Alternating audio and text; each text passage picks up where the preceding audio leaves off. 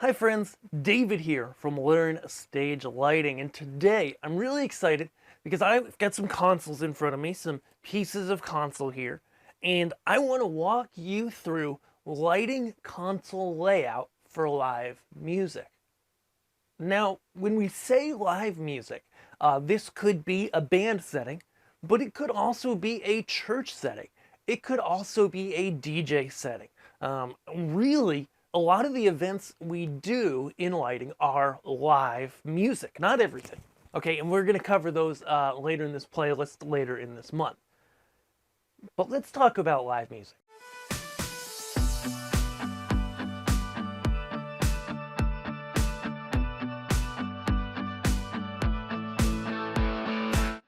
There's a lot of different ways that I like to prioritize what I lay out where on my lighting console, depending on what I've got, how many faders, buttons, and things like that. And that's exactly what I want to talk about. So I've got a little rig in front of me here. I'll show it to you. We've got our Onyx, NX Touch basically. This is the old version of it, but it's the same thing today if you get it from us at Learn Stage Lighting Gear or anywhere else. I've got a MIDI controller. This is the MIDI Craft German MIDI controller, the Mix. It's cool. Really great MIDI controller. It basically has 5 faders here, 5 faders here that are knobs, and then all these buttons, okay? So I'm thinking of that as when I have, a sidecar or some sub playbacks on like the Onyx consoles, like on the NX4. And then playback buttons.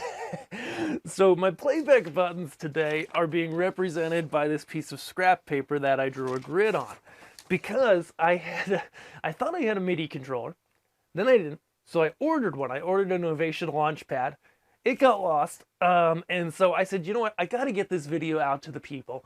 And you know what, when it comes down to it, whether the buttons are physical or virtual on a screen, it doesn't matter. The process is the same, and so therefore it doesn't matter whether they're real buttons or just my really high-tech grid right here, because the point is the same. Okay, so when we're running lights for live music, let's go ahead and talk about priorities. Okay, so on a given console, there's a lot of consoles on the market where you get 10 faders, right? The really popular Roadhogs, now the MA Command Wings, the Onyx consoles, of course, which are my favorite. There's a lot of 10 fader consoles on here. I like about Onyx, I do like to have a master fader. I mean, mostly, it's nice in music to just black out and come back with a master fader, black out and come back. On the Hog consoles, you have to use one of your faders. I would rather put it on screen or something like that, so I'm pretending I have 10 faders to actually work with here, okay? Then I've got my knob right here, so I can black out on this knob. I don't typically use a knob in music shows to actually scale back the intensity, except, to black out and come back. And I don't even do that much, because you can do it on the faders. So priorities. Okay, first priority here is intensity faders for my groups of lights. Okay, so I'm gonna have spot lights. I'm gonna have, actually, let's start with key front light on the people. Maybe there's gonna be multiple front lights. Now, if I have more faders than this, I'll move them elsewhere. But if I just have 10 faders, then I might do front light band and front light lead singer. So I can run those at different levels, or I might just do an all front light fader and maybe have some inhibitives on an on-screen page or something like that. Okay, so that's a fader or two for intensities. Then whatever my blinder light is, I'm gonna have here. Okay, then I go ahead, spots, washes, beams if I have. Okay, and so you can see here on my console, I'm actually setting up, most of my faders are going to intensities. And arguably, that's one of those things that you're going to use the most in a show, that you need level control of. What I like to think of, and I go over this in our course Puntastical inside of Learn Stage Lighting Labs as well as other places, is you really want to think, okay, do I actually need fader-based control of this item? Do I need variable control? Okay. For a lot of things you don't, okay? So items that I'm not putting on faders, I'm not putting hazers on faders. Put that on screen, put it on a button, wherever, etc. Okay, so now I've got 4 faders left right here, okay? With these 4 faders, on most consoles I work on, I'm going to put effects on those. Maybe a couple color effects, a couple movement effects, maybe an effects speed, and the effects faders will be size based. So the size of the speed changes as I go up and down. Sometimes I'll do the speed as well. And that's how I'm going to lay it out. Now, talking about pages, when we have a small console like this and we've got non-motorized faders, okay, page changes can get ugly, right?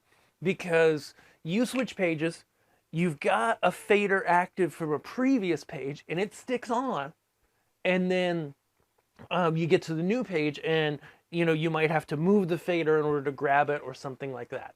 So I don't like, for my main faders, I don't like changing pages a lot, but if I need that space for more effects or more things like that, then I will go ahead and I will take the intensity faders, make them the same on every page.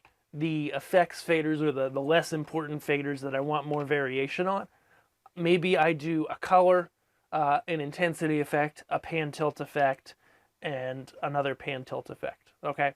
Maybe I do those 4. And then I'm going to go on every page and make variations of those type of effects. So I know on page 2, I go there, boom, that's still a color effect, that's an intensity, whatever I said, etc. Okay, so it's the same on every page if I'm changing pages, but my most important faders, as people often say, number 1 rule in lighting, light the money, that is whoever's paying you or whoever's the star of the show. We've got those on every page. We can't lose track of them, because that's the biggest thing when you're laying out a console for band lighting, is making sure you can find what you're looking for in time. Okay, so what about the other stuff, David? What about the other stuff? Okay, so things like colors, moving light position combos, different positions on your lights, gobos, and even effects like color effects and stuff like this. When I know of a lot of faders, I'm putting those on my grid of buttons.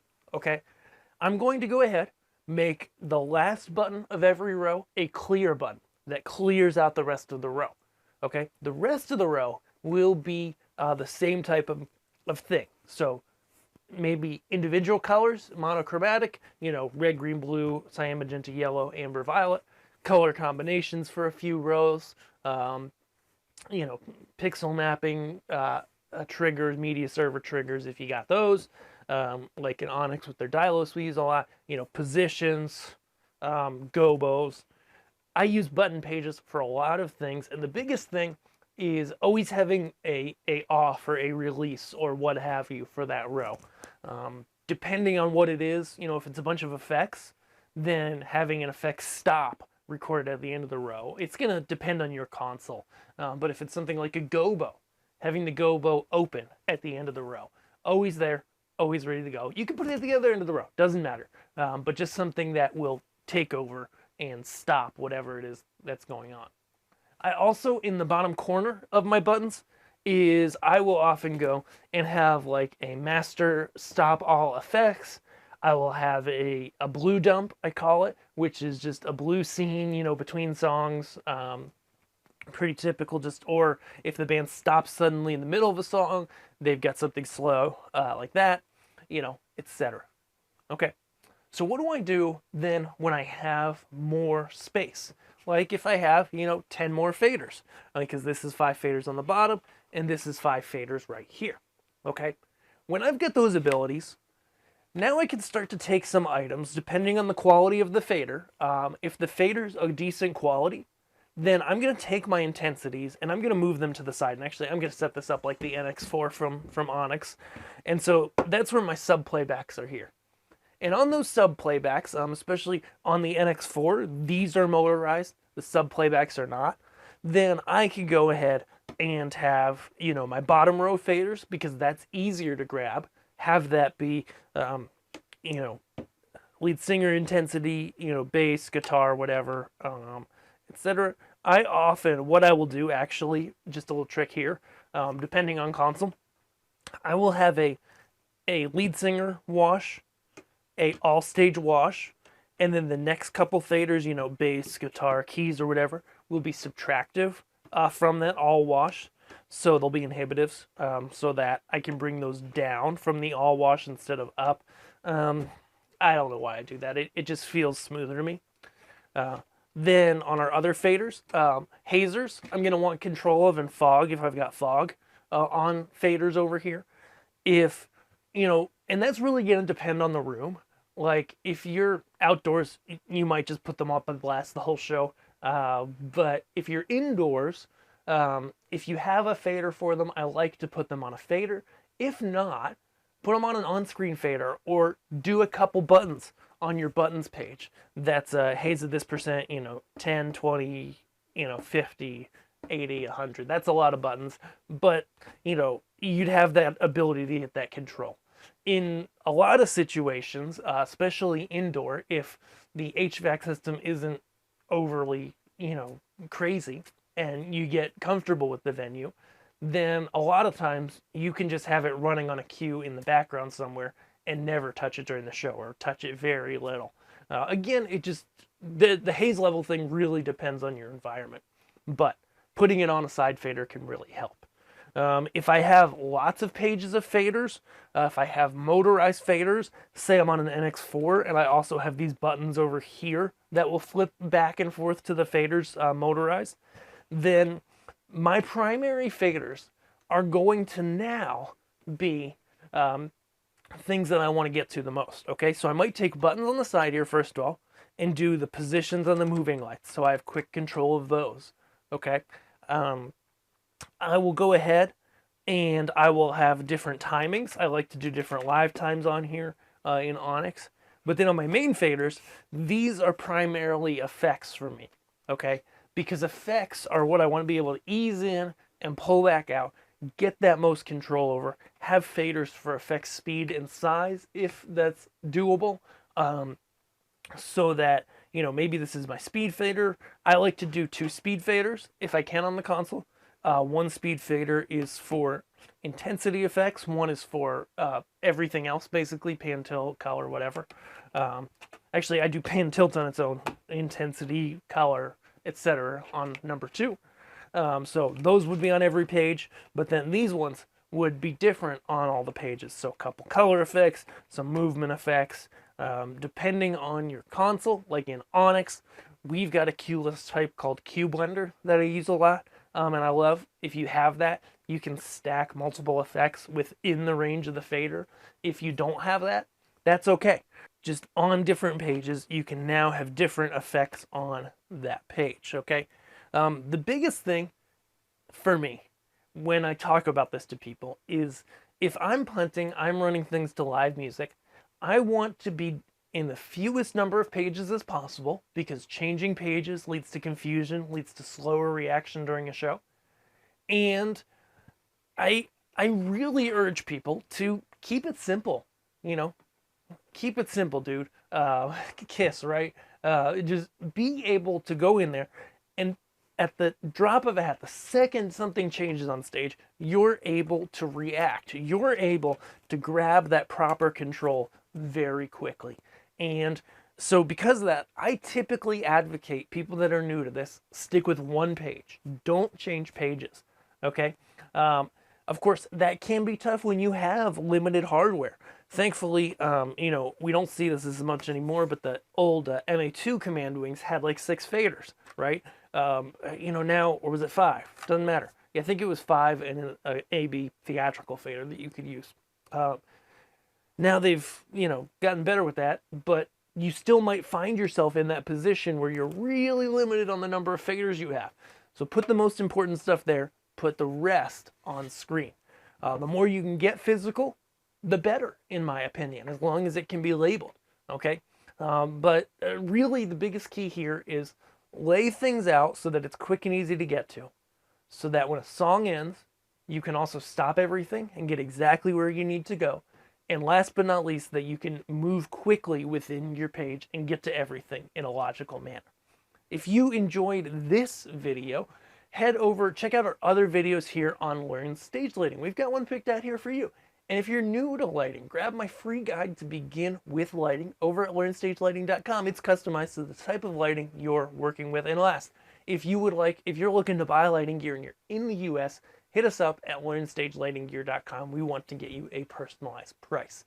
Thank you so much, and we will see you guys in our next video. Thanks.